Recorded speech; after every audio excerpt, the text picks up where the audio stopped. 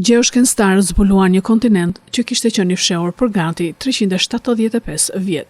Historikisht ka patur spekulime nëse ekziston një kontinent i njohur si Zelandia ose Teriu a Maui në gjuhën maori.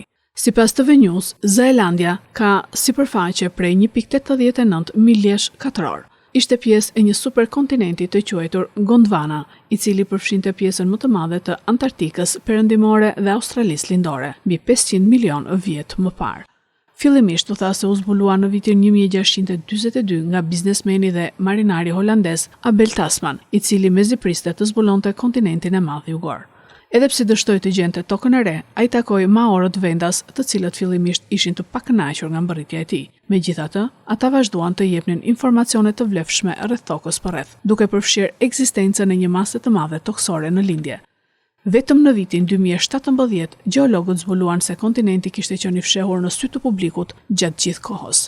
Shkencëtarët ranë dakord për ekzistencën e Zelandias, e cila filloi të largohej nga Gondwana për arsye që shkencëtarët ende po përpiqen t'i kuptojnë.